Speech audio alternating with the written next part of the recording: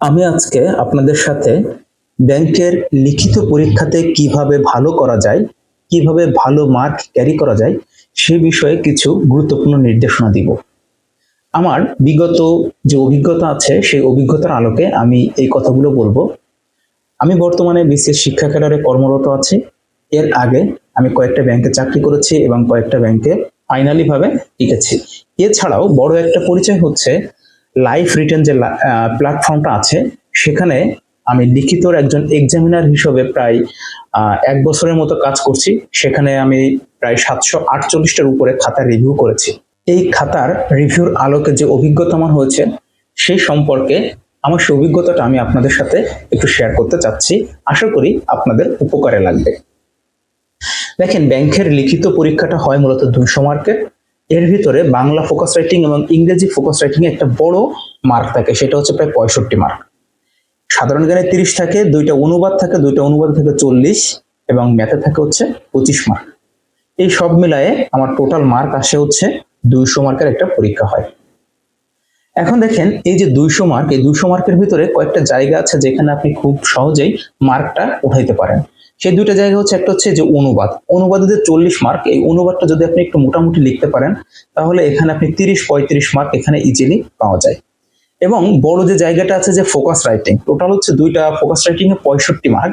এই দুইটা focus writing আপনি যদি একটু লিখতে পারেন তাহলে এখানে এভারেজ একটা মার্ক, যেমন 35-এর ভিতর আপনি এভারেজ নাকি 20 পাওয়া যায়, 18-20 পাওয়া যায়, 30-এর মধ্যে 15-18 এরকম একটা এভারেজ মার্ক পাওয়া যায়। তো এইভাবে যদি আপনি সবগুলো কোশ্চেনে টাচ করে আসতে পারেন তাহলে মোটামুটি আপনি একটা ভালো মার্ক পাবেন। এখন দেখি যে রিটেনে টিকতে হলে আপনাকে কত মার্ক পেতে হয়। আমার অভিজ্ঞতার আলোকে মনে হয় যে আপনি 200 মার্কের ভিতরে 130 থেকে যদি 140 মার্ক পেয়ে থাকেন তাহলে আপনি রিটেন কোয়ালিফাই করবেন এবং ভাইবার জন্য উপযুক্ত হবেন। তাহলে এই যে 130 থেকে 140 মার্ক, এটা পাওয়া কিন্তু খুব বেশি কঠিন কাজ না।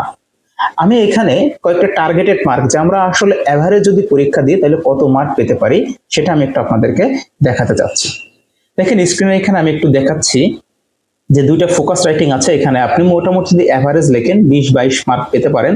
জেনারেল নলেজটা একটা সলিড মার্ক পাওয়া যায়, এখানে আপনাকে একটু বেশি জোর দিতে হবে। এছাড়া যে ম্যাথটা আছে, ম্যাথের চেষ্টা করবেন যে সবগুলো কারেক্ট করার জন্য, কারণ ম্যাথ এসএসসি লেভেলে আসে এবং খুব বেশি কঠিন ম্যাথ কিন্তু এখন রিটেনে দেয় না। তো আপনি যদি একটু কষ্ট করেন তাহলে আপনি এখানে ম্যাথে 25-25 পেতে পারেন। এবং যে দুইটার মধ্যে আমি এখানে কম ধরছি, 15-15-30 ধরছি, কিন্তু আপনি এখানে একটু ভালো করে যদি প্র্যাকটিস করেন এখানে 30 থেকে 35 মার্ক ক্যারি করা যাবে। দেখেন, এরকম কম কম ধরেও আমার টোটাল কিন্তু 140 মার্ক এখানে পাওয়া সম্ভব।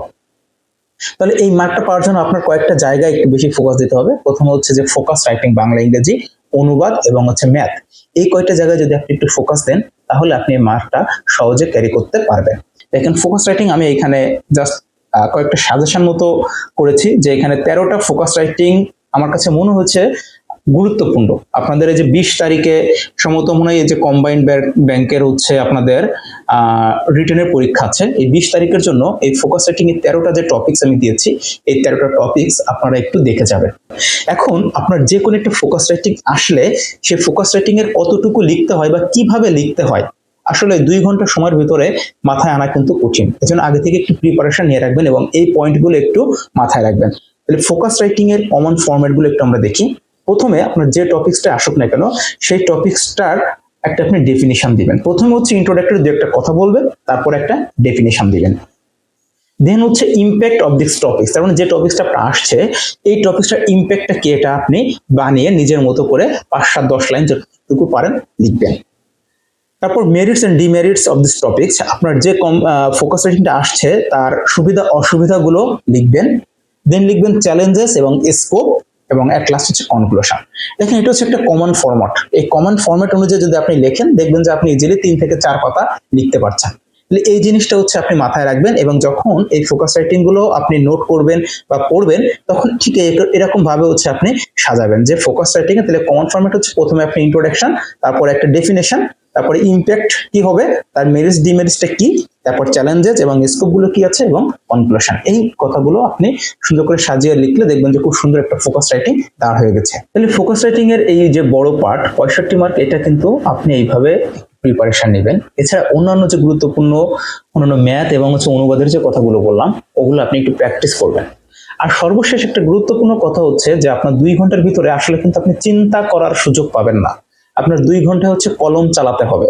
কলম থামলে আপনি লিখতে পারবেন না। আপনি যেভাবে পারেন 200 মার্কেরই অ্যান্সার করে আসবেন, ছোট হোক বড় হোক 200 মার্কের অ্যান্সার করে আসবেন। 200 মার্কের অ্যান্সার করে আসলে আপনি দেখবেন যে 130 থেকে 140 মধ্যে মার্ক আপনি পেয়ে যাচ্ছেন এভারেজ পরীক্ষা হইলে। আর ভালো হইলে তো কথাই নাই। তো আমার মনে হয় যে 140+ যদি আপনি মার্ক পান এবং মোটামুটি যদি ভালো ভাইবা দেন তাহলে আপনার ব্যাংকের চাকরি কনফার্ম।